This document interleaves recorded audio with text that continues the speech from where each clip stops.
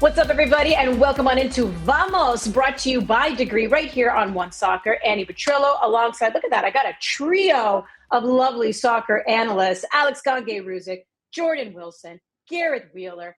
Gentlemen, you are looking fine. We have Thank you. Look at Jordan's chest hair. You're showing some like chest it? hair there, I Jordan. like the shirt. Summer, a baby. little bit of a low V. The A little deep V. plunging. Ready for V. barbecue. Spice it up, baby. Oh, this is Copa America. Make it spicy. Hey, That was me doing like a little salt. I got it. Yeah, we got it. We got it. We've been working with you for a We got while. it. We knew what this meant. We knew. Vamos. So guys, we are 48 hours away. Yeah, vamos, let's go. We're 48 hours away from Canada's do or die Copa America group stage game against Chile. We know the Canadians have put themselves in a decent position, though, by the way, right? Because despite the loss to Argentina, they do pull off the victory against Peru. We know a draw will get them through. So it's nice that they're not in a situation where it's like, you got to win. It's also nice that they're not in a situation where the third game doesn't matter. So let's have some fun here, right? Let's start this show off with a classic game of buy or sell. We'll begin with the big question to be answered this weekend. So after picking up a crucial 3 points, okay, fine, in a somewhat unconvincing fashion against Peru, it's okay. A win's a win. Are you buying or selling Canada as 2024 Copa America as a Copa America knockout stage team? Alex, why don't you start us off? Yeah, well, I think I'm buying. I think it's something where it's funny. You see how the overall 2 games have gone. The game they played well, they didn't get much out of, and the game they didn't play well, they got a win. And I think it's funny as it is, as poor as the performance was, against Peru, that was a huge step they needed to take. It's something that a lot of good teams need to do if they want to become great ones eventually. All good teams can win when they play a good performance, they execute their game plan, they get the job done. It's a good sign when you play poorly and you're still able to manage both boxes, be clinical in that one chance you get, to have your goalkeeper step up if need be, to your defenders make some key interventions. They did that. They got a crucial win. Now they set themselves up where a draw could be enough. A win would certainly put them in a decent position. And yeah, to beat a 31st ranked team in the world like Peru with all sorts of experience, with everything was going on, how physical the game was, the temperature, that stuff is no joke. And I think heading into this game against Chile, Chile's offense has struggled this tournament, just 12 shots, 3 against Argentina, 9 against Peru. Canada can feel every bit confident that they can get out of this group and go into the knockout stages. Alex is feeling good. How are you feeling, Jordan? I'm buying. I'm all in. All my chips are forward. And I felt this way after the Argentina match. Yes, I know Canada lost 2-0, but you have to just put it into context. At least I am. A year ago, there wasn't any really good feel stories around this squad. You didn't know who the manager was going to be. You didn't know how they were going to play. You didn't know if they were going to get on the same page. I think a lot of those questions have been answered. Are they perfect? Absolutely not. You saw against Peru that they didn't really show up on the day, but they still got the job done. But there's still questions around this team. However, I think everyone can say that they're bought in and they're together. So they wanted that competition of playing better teams and being in a tournament where things matter. And they're 90 minutes away or 90 plus minutes away from really doing that against Chile. So I'm bought in. I think that a performance, knowing that basically a tie could do it, a win, you're fine and you're skipping through to the next round against a Chile that is an older side. I don't think they're that great of a team. I think Canada can go and take it to them and really win. I'm not saying a 3-0 win is what I'm expecting, but they have enough in them to really beat that side. Wheels, you're taking out your wallet? I can't believe these guys are doing it to me. Like, obviously, my heart wants to buy. No, What realistically, are you doing?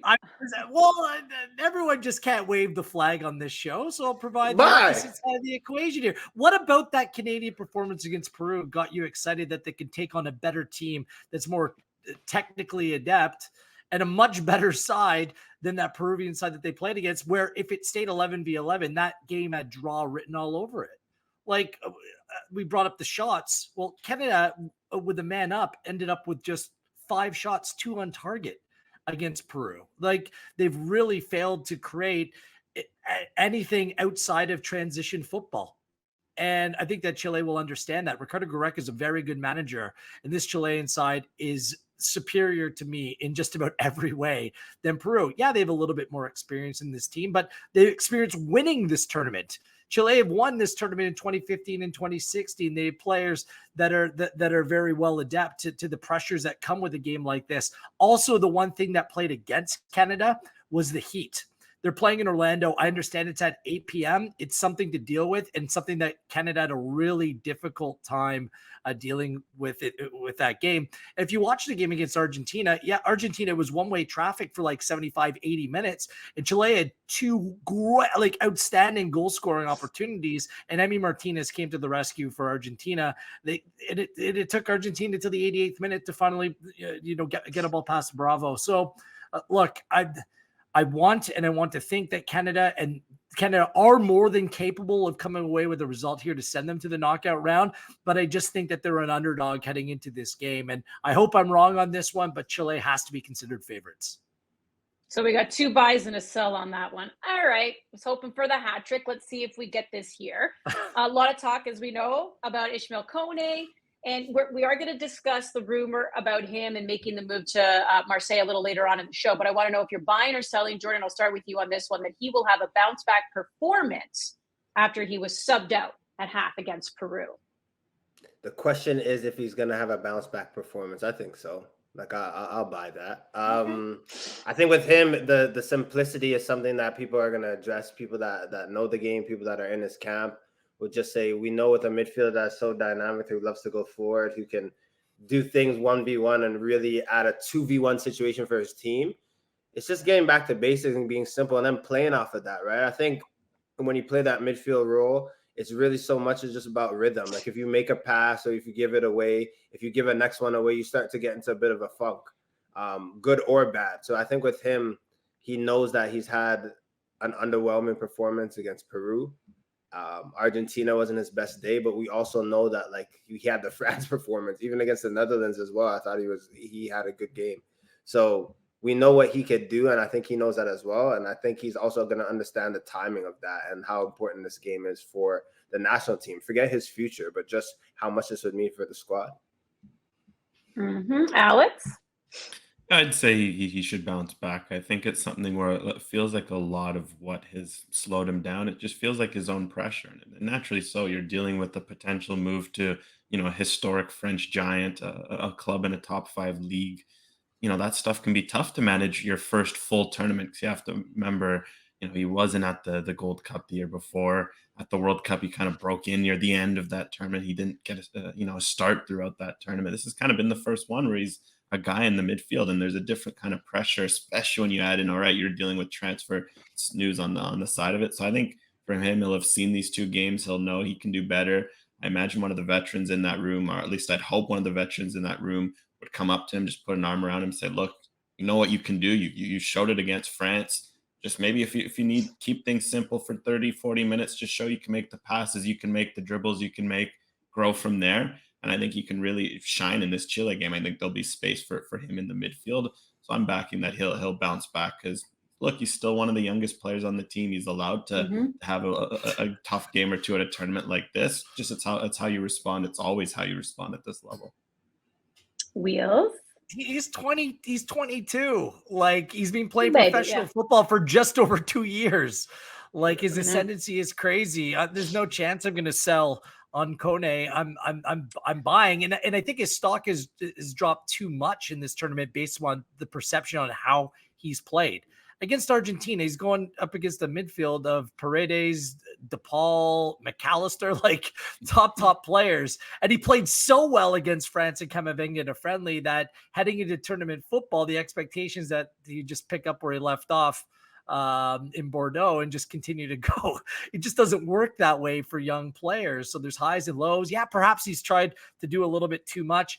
And against Peru, everyone played poor over the course of the first 45 minutes. It wasn't just Kone. I think it was more of a product of the game that was being played and just kind of the way the team played over the course of that first 45 minutes. So there's no doubt. I think he has a performance in him. I'll back him.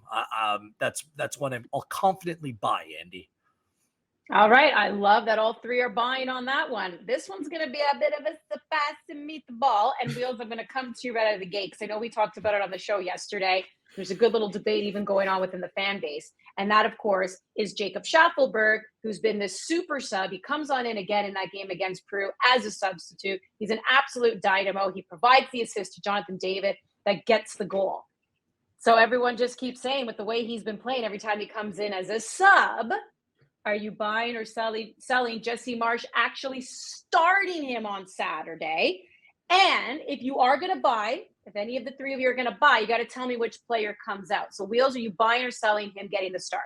Yeah, so this is what Jesse Marsch is thinking and not you or I, because I just want to keep him in that role. And I think that Jesse Marsch will sell on that idea as well. It's one of the things that are working for him. Having Shaffelburg as that change of pace player and playing against tired legs and taking full advantage of the teams he's playing against. He has never started for Canada, by the way. Why would you do it in a game where you need a result to go on and punch your ticket? I don't know. I go with the things that I know in a must get a result game if I'm Jesse Marsch, and that means I got this man, the mullet, in my back pocket to bring on and potentially change the game if need be. So keep that Half mullet power available. The half mullet, whatever. It's growing mullet. It's nearly there.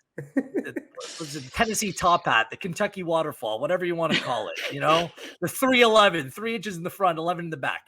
He's got it going on. So, but keep it consistent coming off the bench. I don't change that whatsoever. It's the business in the front and the party in the back. We are not going to talk about the mullet anymore. I had a nice mullet Alex, for a while. Oh, I would love to see pictures. I need photos. I got them. Lots of them. Photos. I was going to say, Alex, you buying or selling him getting the start? You tell me no mullet. I was going to say, everyone on TikTok's telling me it's a mullet summer. I'm buying. It's a bit. I mean, I'm buying it. Look at that wave he's got on the front. But I want to see that. I want to see that thing fly from the start. And I just say that because I know there's, of course, the argument that he's doing it against tired legs. You want to use that option of a super sub. I get that, but I think it's something where if he's bringing energy every time he steps in the game, he's consistently doing it. Like now, it's been a real run of like he did against TNT. He came off against Netherlands and was dangerous. France, Argentina. How many more chances do you want for him to prove himself off bench? I think you want to kind of reward him for that play.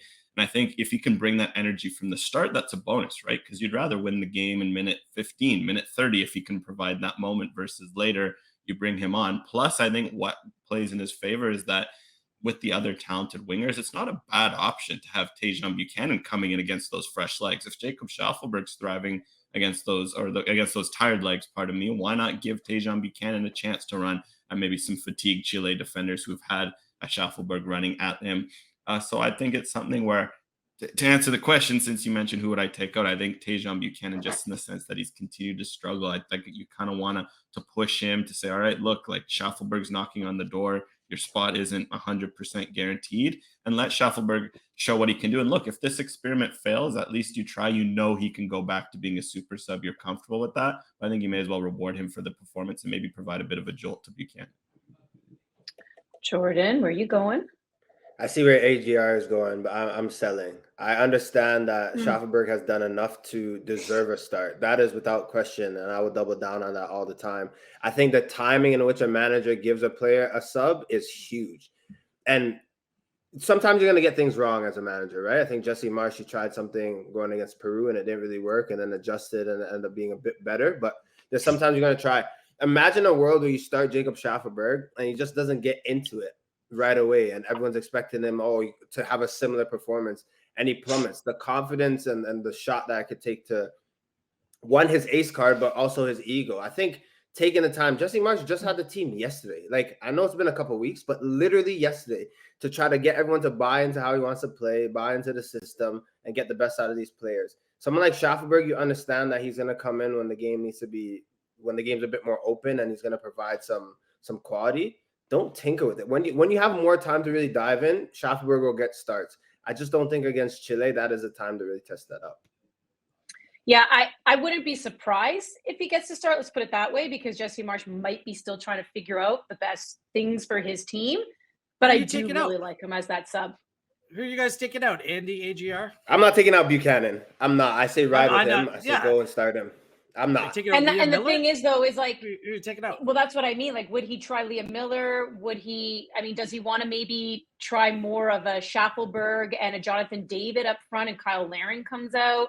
Like, there's just so many different permutations that I just wouldn't be surprised, is what I'm trying to say, as he himself is trying to learn his team and what works best.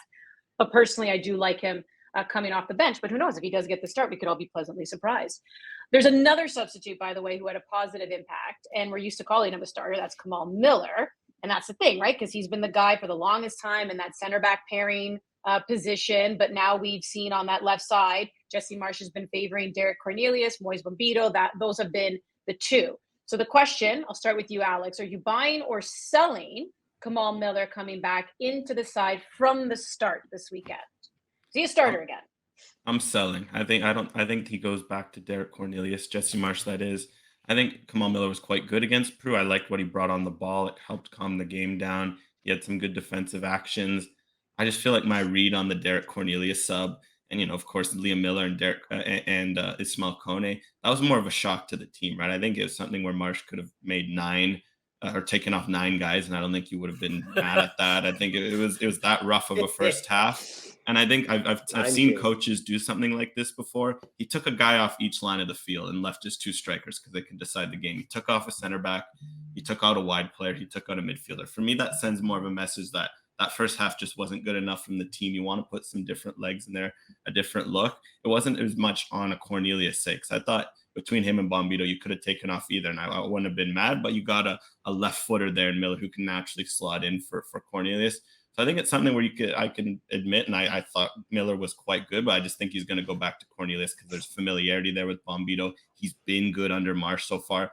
Continue to ride that defensive partnership. Jordo. I'm selling. I think Kamal Miller has showed that obviously he's competent throughout World Cup qualifying, how we've seen him. But I think Cornelius is a step ahead of him. Like, I obviously know with left-sided center backs, there's always going to be a competition because that's one spot that's really like made for you, right? You're left-footed, you see the game a certain way.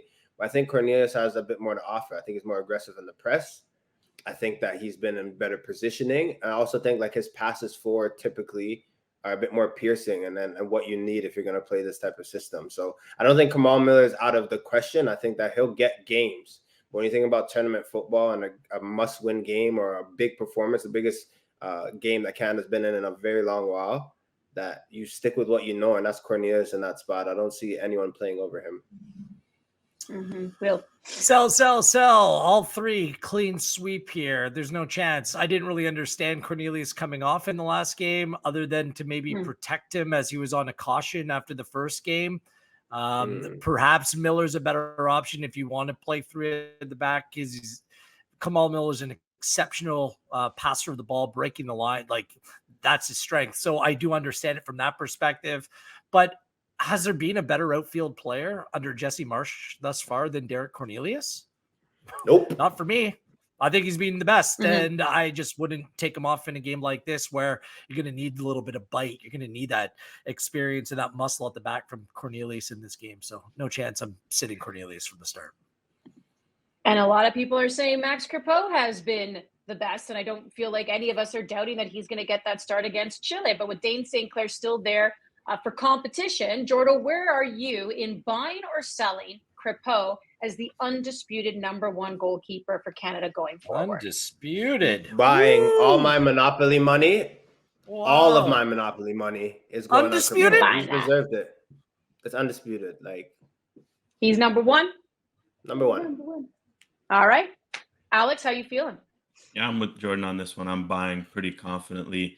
I mean, he's been so good. He's saving what he should save. He's saving what he shouldn't save. Heck, he's he's helping guys off the field. He obviously made the heroic attempt to go help out with the linesman and got some attention. Like, everything he's touching right now is turning to gold. Doing everything. Like, he's I'm saving lives. Like, he's probably there at team breakfast, serving everyone's breakfast there in the morning. Like, he's sorting everyone out right now. So AGR. I say ride that wave, and I think the bigger question is how much. Say, like, if Dane St. Clair really knocks on the door, how much is Marsh going to give him, right? Because that was the thing with Herdman under Boyan. It was always Boyan unless Boyan wasn't there. I'm very curious to see how he handles the friendlies. Like, does he give St. Clair some minutes to keep giving a look at him? But for now, for this tournament, Crepeau's the guy all the way through, no matter how far they go. He's serving up saves. Well, How you feeling about it, Wheels? Yeah, I mean, for this tournament, yes, it's a buy, but undisputed number one, that means he's the number one going forward. And I have to sell on that idea because there's a reason why Dane Sinclair got the start in the first game. It's because I still think that this is a little bit of an open competition. Yes, Crepeau is the clubhouse leader right now, but quite frankly, the tournament's not done. And we'll see what that looks like. There were a number of Canadian goalkeepers all playing in and around the level of Major League Soccer, which isn't the Premier League, which isn't La Liga, which isn't one of the top 5 leagues in the world, who are all doing just about the same thing. Crepeau heading into this tournament wasn't in great form. Portland were conceding goals for fun. And actually, since he's left and another Canadian goalkeeper, James Pantemis, has taken over, they've actually solidified things at the back. So I think over the next 2 years to 2026, there's still going to be a little bit of a fight. Can Jonathan Searwalk come in? Does Tom McGill get a loan move and then rise quickly through the ranks? The one thing about Crepeau that's always going to play against him is his size. And against big, strong teams that play a little bit more direct, does not play to Max Crepeau's strengths. Thus far in this tournament, he has been flawless. He's been wonderful. He's a great guy. He's a great leader. He's saving people. I get all of those things, but who is going to be the goalkeeper, the number one for 2026? And I think that still remains disputed. I don't think it's a lock. You're just a party pooper on this one. Well, we're going to continue to keep an eye on the goalkeeper situation, but right now it is Max Crepeau's net. And we're going to keep an eye on some other guys as well in the Canadian national team who could be on the move when it comes to their club careers. The rumors have been swirling. We mentioned earlier about Kone and Moise Bombito, by the way. We know that they've broken into Canada's starting 11. These are, young guys, and they could be making moves, right? So Adam Leventhal, The Athletic, is reporting that Kone is set for French giants Marseille in a deal worth 26 million Canadian. That would go to his current club, Watford. Meanwhile, Fabrizio Romano says, wow.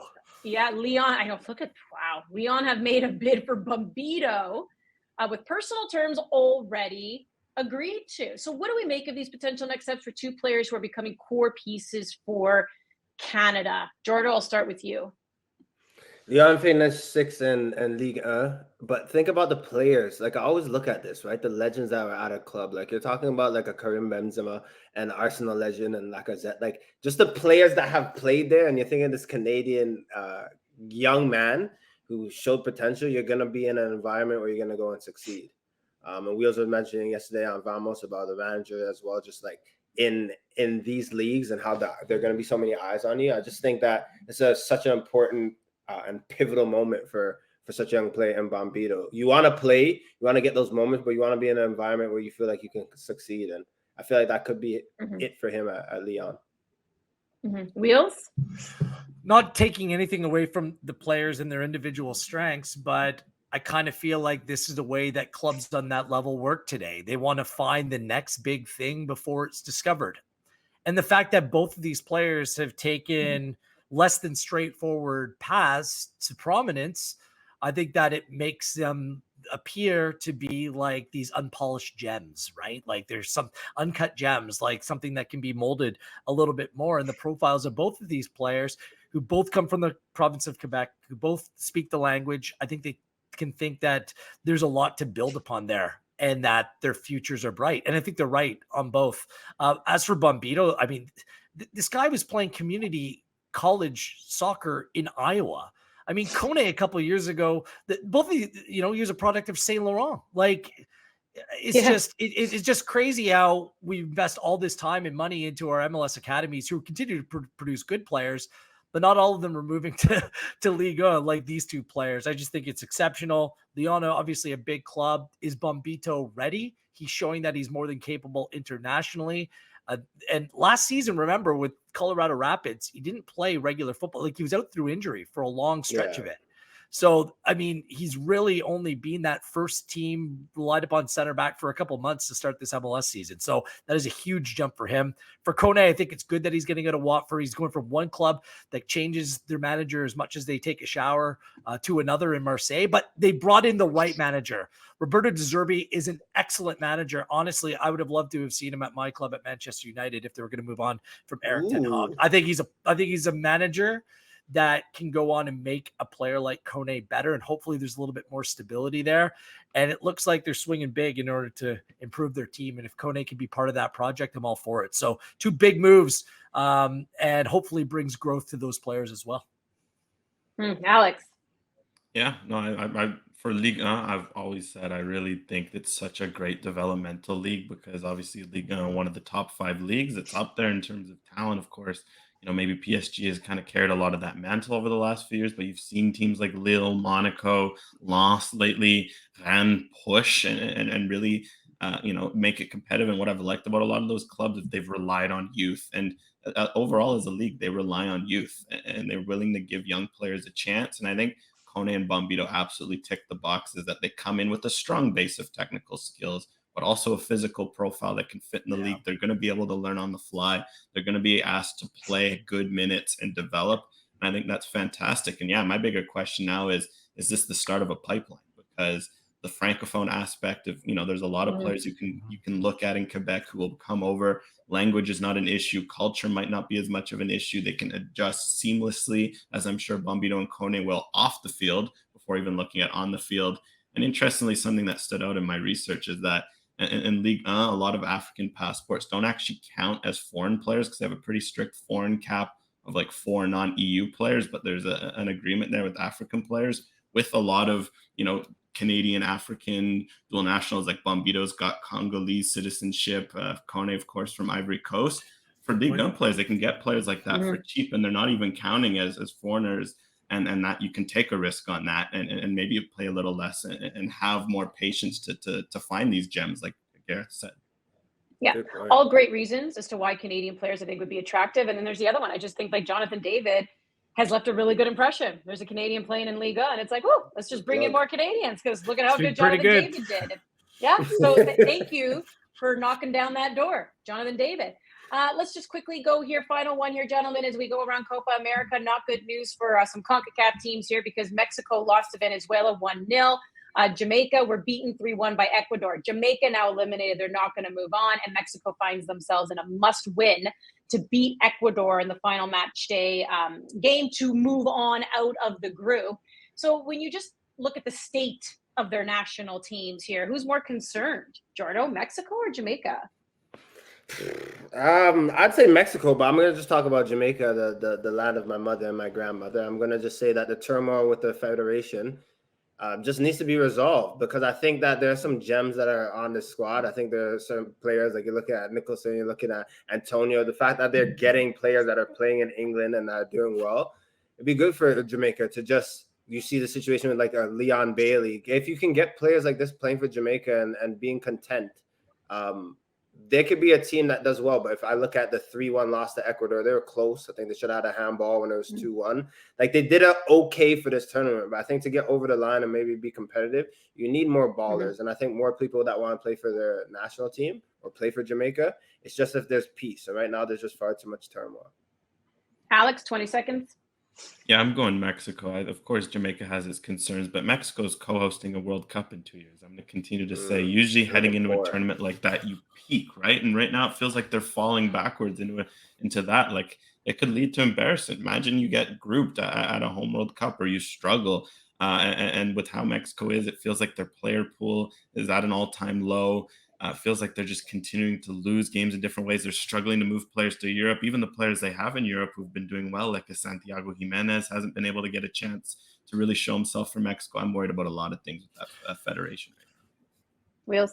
It was a brilliant game, like played at SoFi. It was packed. The atmosphere was great. Mexico played well, but I just don't.